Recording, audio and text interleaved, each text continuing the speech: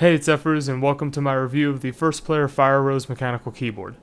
Before I start off, I want to say that I was given this keyboard at a reduced price to review, but considering what the keyboard is and what audience it's targeted at, this will not influence my opinion of the keyboard.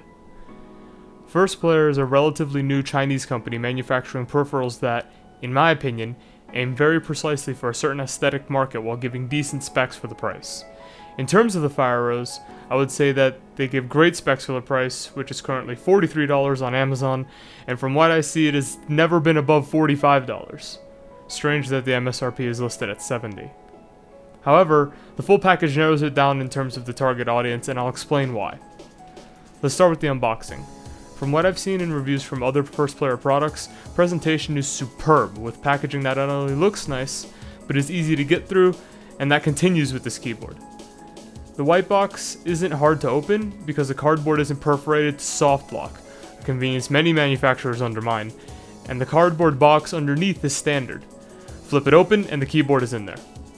When you look at the keyboard, the first thing that might hit you is the keycaps if you like mechanical keyboards and have tested out various things. My first thought is, needs white thick PVT keycaps, as not only is the font not appealing relative to my taste, but the keycaps are so light it's to the point where it negatively affects the sound.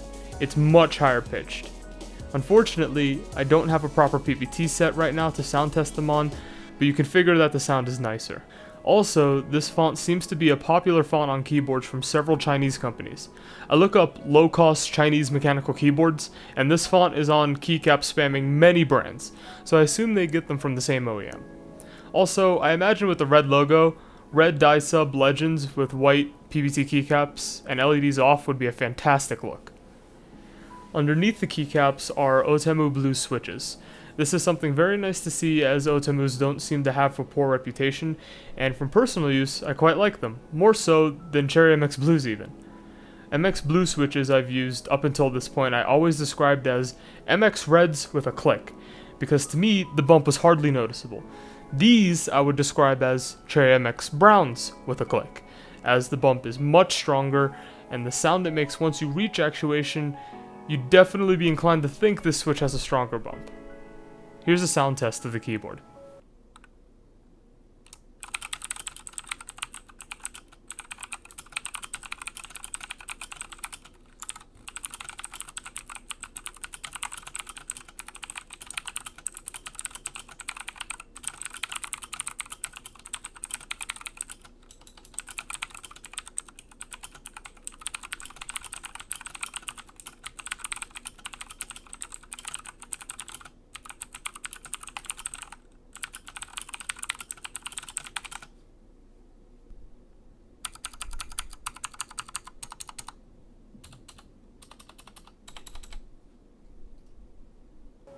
Regarding the rest of the looks, the case is all white, and under the plate is where the SMT LEDs are housed. This is where I go into the only serious gripe I have with the keyboard, which is that I'm not a fan of the LED choice. SMT LEDs are fine, honestly preferable within the open gap of the Otemu switch, but they're actually fixed to fade from blue to purple to red to yellow, and if you're paying attention to your LEDs, you can see a clear point at which the LED colors change, as opposed to there being a more subtle fade. The camera picks this up way better than the eyes do, but the eyes still pick it up. However, I wouldn't call the keyboard a deal breaker for that reason unless you want a specific LED color. You could always turn the LEDs off. However, I understand that even at this price, no LEDs would mean it costs less, which means you could, perhaps, buy one of their mice as well. I don't know, I have no knowledge of individual part costs. The build quality is what you would expect from both a full-size mechanical keyboard and a keyboard of this price. There's some flex near the middle of the keyboard, but the torsional flex is about on par with much more expensive gaming brand full-size keyboards, which is really good. This is my first keyboard with Otemu switches in it, and I'm sold.